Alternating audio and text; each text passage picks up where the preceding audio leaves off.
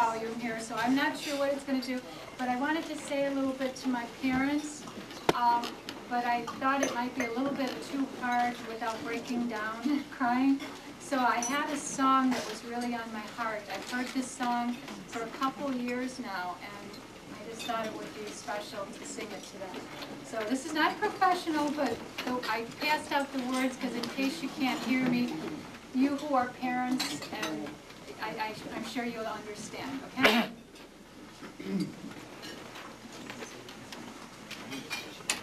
I told you that was Bill's box.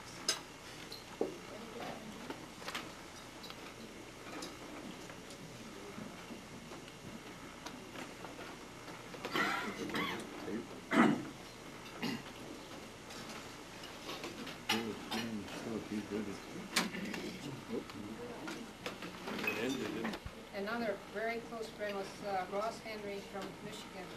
We were banking on him to come, but he wasn't able to come either. But we are so sorry also that my daughter Pat and our son-in-law were unable to come to South Africa. But we do have our two granddaughters here, Carolyn and Charmaine, to take their place. And now we want to say also our daughter Kathy's birthday today. Oh, so happy birthday, Kathy. Happy birthday. She thought we were going to forget her, but we didn't forget her. All the work she's done. And of course, I just can't believe that we've been together so many years. Isn't that nice, huh? Joe, you're really impressive. I hope and pray with our health holding up that we will be able to be together for many, many more years. Thank you. Hope so.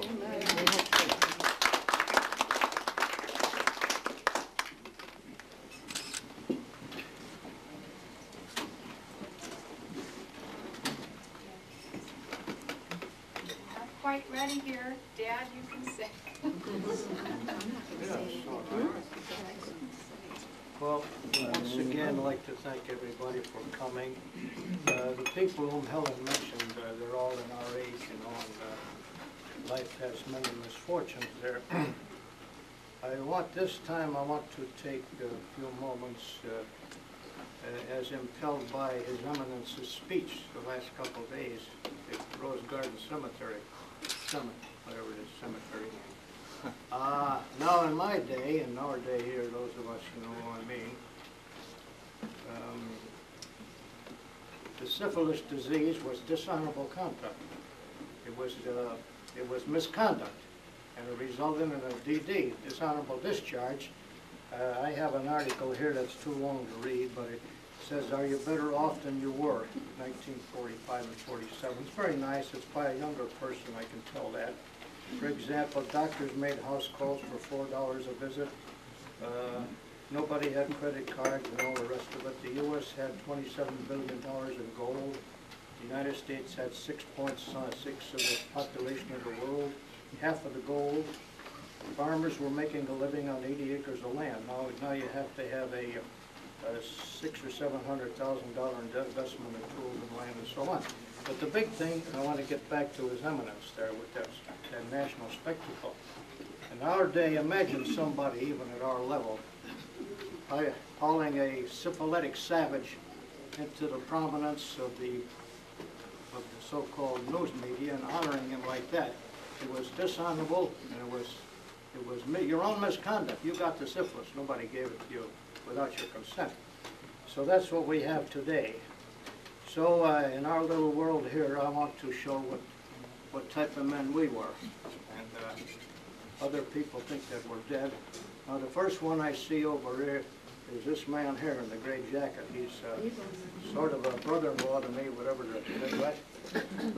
There's the young man. He enlisted in the Marine Corps when the war, they were draft for years. He enlisted. He was about 19 or 18 at the end of the war. He stood it out for a couple of months and stopped the Japanese and ambushed slug, right? More than one. 5 slugs. Five slugs, yeah. So he's been 100% disabled all these years. He didn't ask anything from the Rose Garden. He went out and worked. and he was lucky enough to find a spot where his wounds didn't bother him. Now, that was the spirit. Now, he's not the only one here. We've got a man back over yonder there.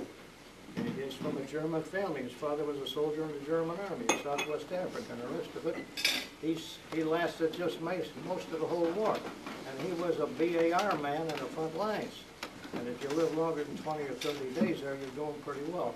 He lasted just almost to the end of the war with the U.S. 9th Division. Went all the way from southern Tunisia to Sicily and up into England, where they sat around for a year, and then went over to the big show, where America spent all its money and effort. And then let's see, there are some others in here. Yes, there he is over there, the handsome red-faced chap. He enlisted right off the bat there and became a gunner in the U.S. Navy with plenty of action all around. And I understand that he downed the Japanese plane in that Okinawa thing, right, with the kamikazes? Yeah, there he is over there. We don't have any dishonorable discharge or syphilitics around here being honored in the Rose Garden. Now, why do I say that? Because that's the substance of this article. We're talking about how much bread was and no machines and all the rest of that. But the big thing was the change in people. The big thing was the change in people. And 2 years ago, at the time of the 50th anniversary for that Normandy and all the rest of that, the papers were all full of this. But the most analytical thing I saw or heard was from a British author, a young man too, and he's talking about these vets who came back and participated in that 50th anniversary, and he said, I wonder if we will ever see men such as this again. See, first of all, you don't think too much of it, say, oh, well, we know what that is. But the deeper you go, the big change is up here. The teachers, the preachers, the writers, and all that, this is the result of it. This White House ceremony. They call it liberal and the New World Order.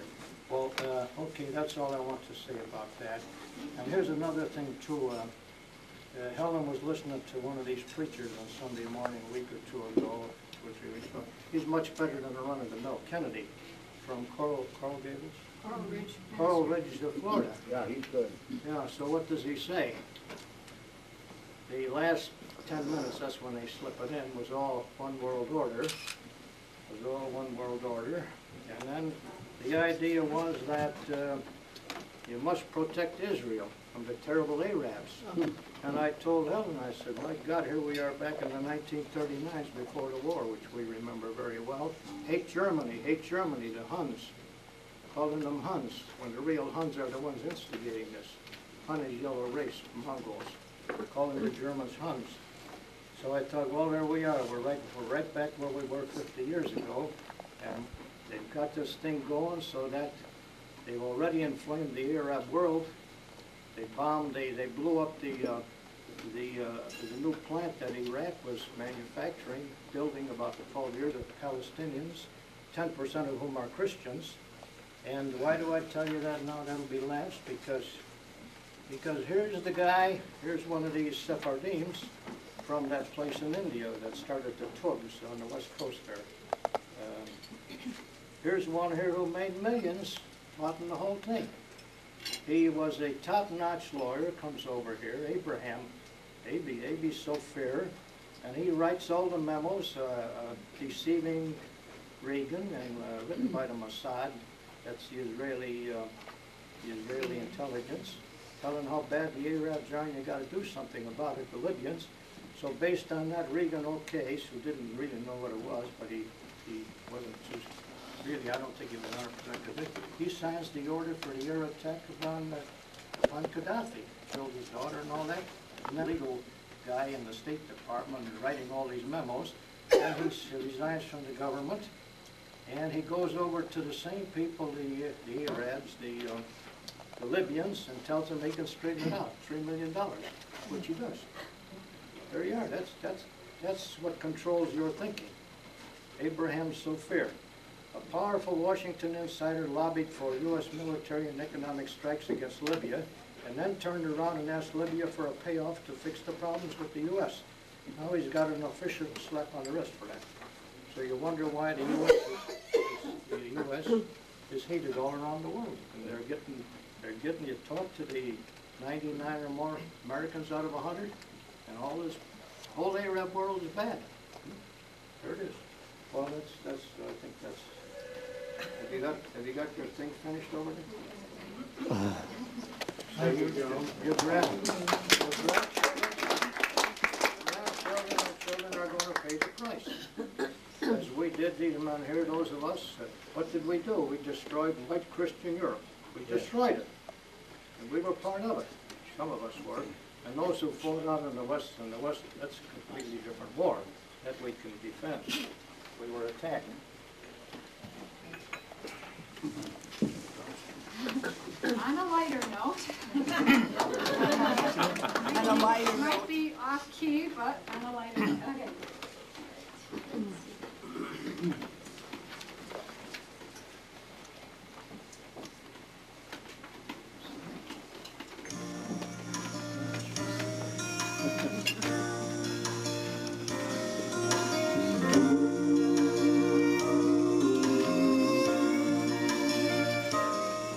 There's a lot I've never said to you, though I really don't know why.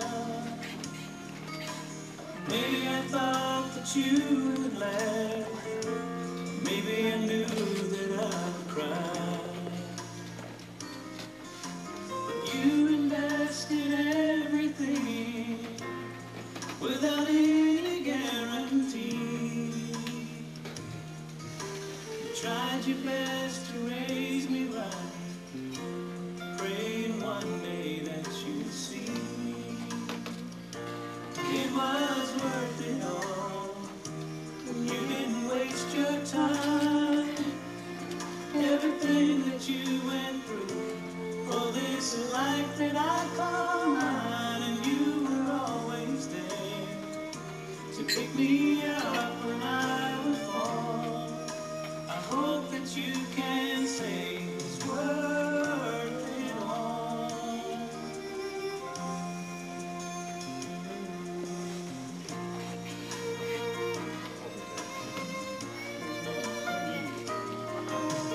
You gave me everything you could, taught me how to live and love.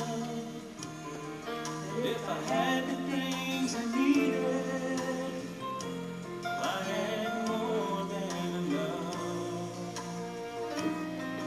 But the greatest gift you ever gave is the one thing I'm especially thankful for.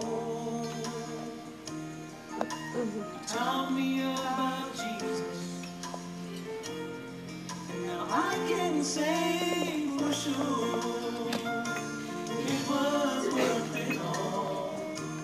You didn't waste your time, everything that you went through for this life that I call mine, and you were always there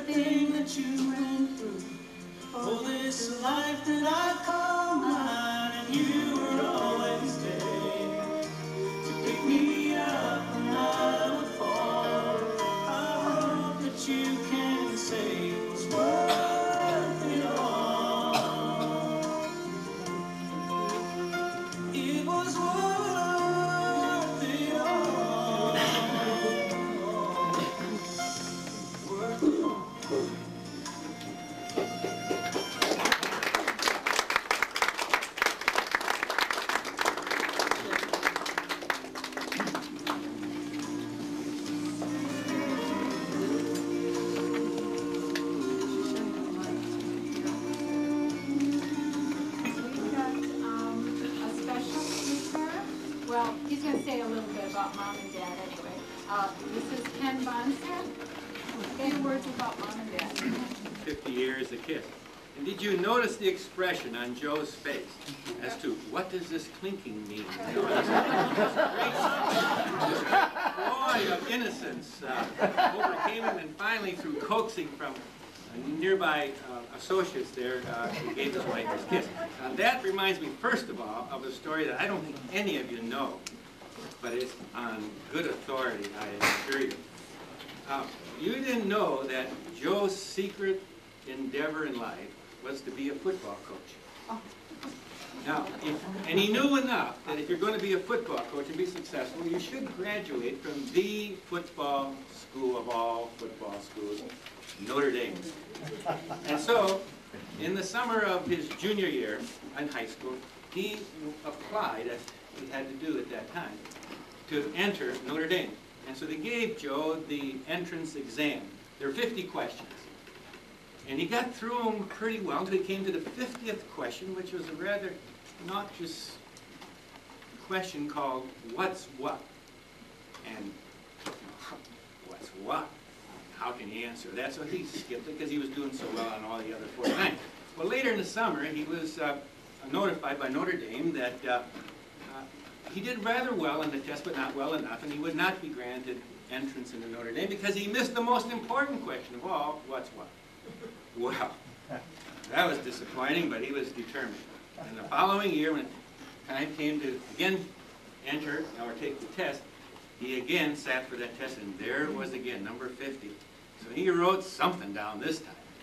But later in the summer, sure enough, Notre Dame notified him he missed this most important question. So he would not be granted entrance into Notre Dame. Well, his disappointment that late summer took him to a nearby river, and he hired a canoe there and got this very nice, charming young lady to go canoeing with him. And as they paddled down the river on that warm August afternoon, she dressed in this bikini, laying back in the canoe. And as she adjusted her position, as luck would have it, her top of her bikini fell to the bottom of the canoe. And Joe, knowing Joe, as you just saw here, he sat right up and said, "What's that?" And she said, "What's what?" And he said, "If I knew that, I'd be a sophomore at Notre Dame."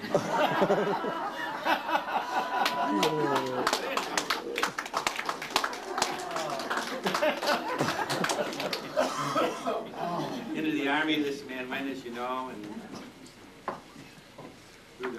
through the campaign in North Africa, on into the boot of Italy and the mainland. And for a serious military man, as he was, the words duty, honor, country, not only meant something to him, but he lived it. And later, in 1947, as most of you, or some of you certainly know, war was over. He's back in the United States, goes to work at a company called Western Electric. He's an inspector. He's a little higher rank than a very attractive blonde working at that same place. In fact, he was so attracted to her that he made sure that he was always there ahead of time and dusted off her particular chair. Now, sir, wouldn't you agree that God's wisdom is so great that he could bring a Joe and a Helen together? Who would have thought? And it is God's wisdom that does that to us and for us, doesn't it? Isn't it? How in the world do we end up with our spouses the way things turned out? How is it that we start out in life way over here and born and raised in this city and our spouse in this city, and then through life our travels come and bingo we meet? And I might be one of many among you that my wife and I met on a blind date.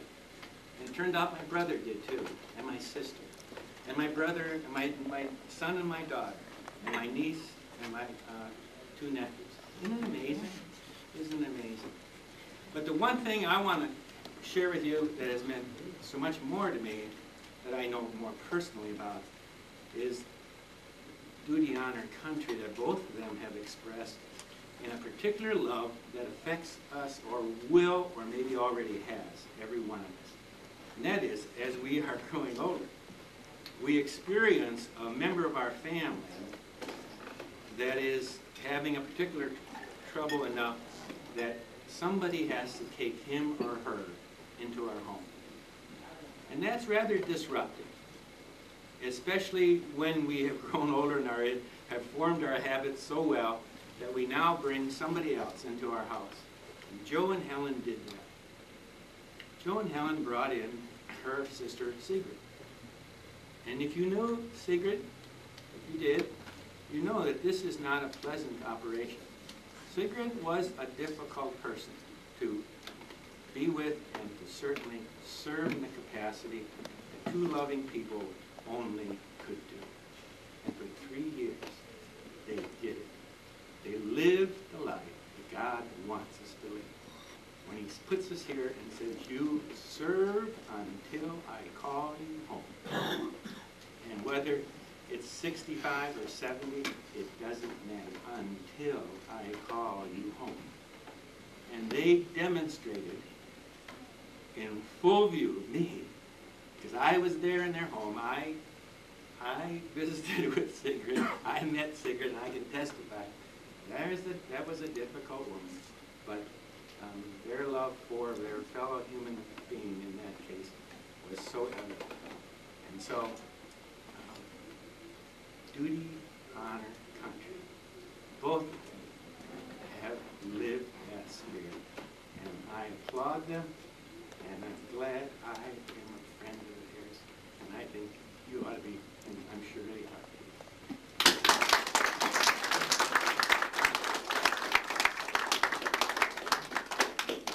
Well, thank you, Ken. Thank you very much. I know Sigrid naturally, and all I can, do we have time? I'll tell you a couple of little stories about that. See, one day, no, she was 87 when she died just a year ago. So. And the way it went over there, her dad, he'd be 115 now. But going back some years there, when they had nothing else to do, they would start the argument. And here's one, this is a classic. They were, Sigrid, she went out on the West Coast, I think these two young girls were two sweethearts then, and came back, they went through all the mountains and so talking there.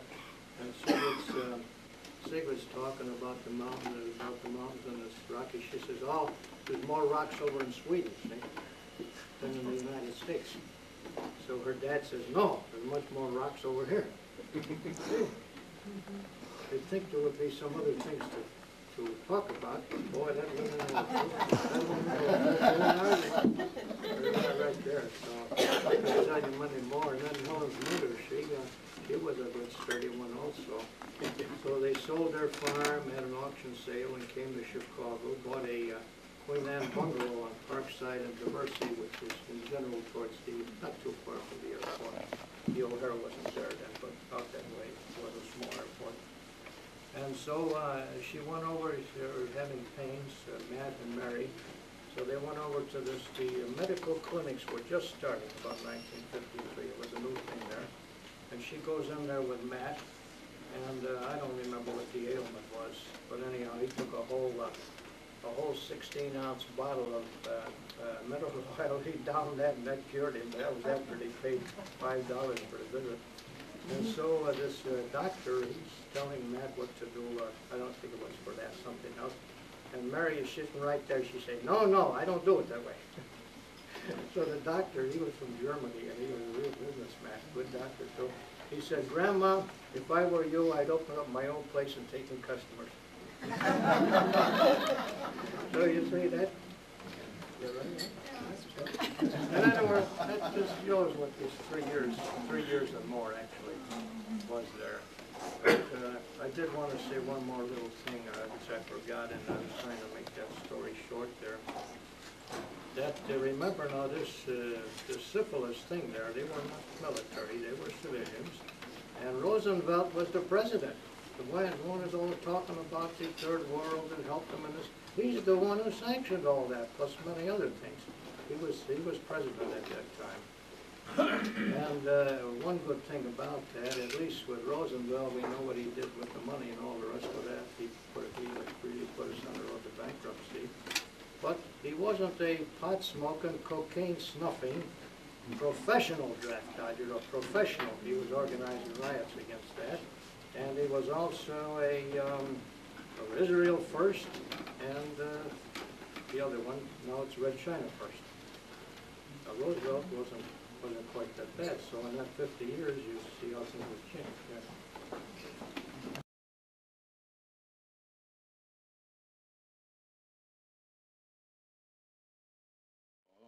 Who is this from? Next door. No, this. This is from Hazel. Oh, it's from Hazel Powell? Hazel and Irene and Ernie. Oh, that's nice. Isn't that Hazel, isn't that Bee House friend? I don't remember, maybe. No. She's the gray-haired woman. Small. No, That's the school teacher. Right, those friends weren't there. They had the next couldn't Knee come. surgery. Oh, She's in rehab. She Oh. can't even No, she's home now. Oh, you said she was in rehab. She was, but now she said she's home. I got a card for her yesterday. Helen mentioned about 6 or 7 all older people having a series, and we forgot to mention Pearl and John. Well, I thought I had it on my list, but maybe I there's didn't. another one. Forgot to. You can probably just open it from the top, there's just a There were normal. about 8 people, couples, 16, maybe. Nice. and her Must be aunt. two of them. Yeah, Yeah, it there was, looks like two of them. there was, Service, and this is, Well, it's right, Correct. these Correct. people Kermis from and, Sweden are and, sort of Coffee cousins. Butler. Probably the same. I don't know when it's in Why a would it different be side of the Well, just family. different colors. This was on her father's side, about 3 generations back. So it could be cousins. Oh, see, one was white, what was the other color? green, Kind of green, green. Green. just the way, yeah. It's just for the extra, when you have extra company, you can fill those up and you don't have to, like tonight. It really keeps it warm. Came your son in tonight? I just said hello. I wanted to take you over there. I asked him again tonight. He said, yeah, whenever you need something, let me know. That's And it's a good safety valve because his company is just small Yeah. enough that there aren't too many Gary, Barbara, thieves and trying to take Frank. it over. But it's money this one, maker. this is from And Gary these and big Barbara. companies now, like Fort Bell last time, it's their road the big You know, high that's a rollers, trash as they bank, call them you in can put it in, you American can put all of Yeah, it in there. that's a good idea. That's way too many gifts. You didn't deserve that much. See, normally I always open up Bill's gifts separately, so you don't see how many he gives me. He's- I think that's gonna get some scissors. Joe's Don't break bringing the the ribbon, you know what sizzle. that means. You can cut it though. Wait, we tell Gary she had the most trouble with his knot.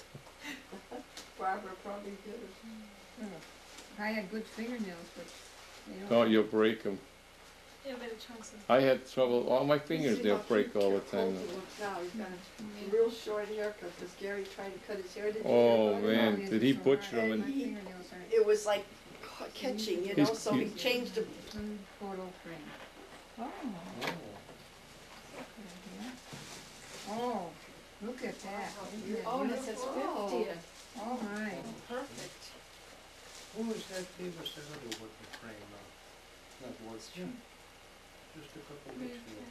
That was That from us, that was for Kathy your over there. It was for portrait. Mother's Day. Like 8 by 10. Yeah, very similar Mother's Yeah, Day. That's gonna be nice, worth opening it, that's for after sure. all that, huh? Shower, and mine wasn't first, it was the same, oh, man. No, I don't know if you remember our wedding shower, Anna's, but I got 3 sets of avocado pots and pans. Oh, I think I do remember. We just, Actually, or maybe it was 2 sets of avocado and 1 set of gold. No, I think it was 3 avocados. And I've used 2 for many years until I had it's a different color box, that's a good sign. And I tried to Here's use the her set, card. so she Oh. has a brand new set. I kept one set over the years. I never bothered. And it was never used, Stationery. where did you isn't it? store it? Basement. Yeah. It's from, Herbert and William Zenker. Good. What does this I think the say? battery's very low right now, it's blinking. That's called solid brass. Guess we have to put our picture in there too. Boy, it sure weighs. We're gonna be- Hey, one of Joe and one of That her. might open, Dad, for extra photos. Oh, no, Kathy. Some of them Oh. do. Well, Oh, you can take off Charmaine and Oh, wait. No. Bill and Kathy. William his anchor No, yet. I You can't. saw how nice he looks, and he's not gonna take it off. He's gonna be stubborn I'll about be it. sleeping and then I'm going to sleep. All right. So say, do I Here, have to Danny, take here's it a off? chair over here. I like watching this. Well, Stan, take the jacket off then, then you can't. Oh, Here, Danny. beautiful. An angel, huh? Angel, Dan, don't shake me. who's that? Is that for the That's window? That's, I don't know where you put that. Is it a sun You catcher? put it on your table. Oh, I thought you wanted me to marry you. You were such a nice note. After 50. She took half of mine and half of his. Oh, I think I heard you say, that's just what I learned. Helen was after the gophers the other day. Oh, yeah? She frightened that one to death. Oh, Never yeah? came back.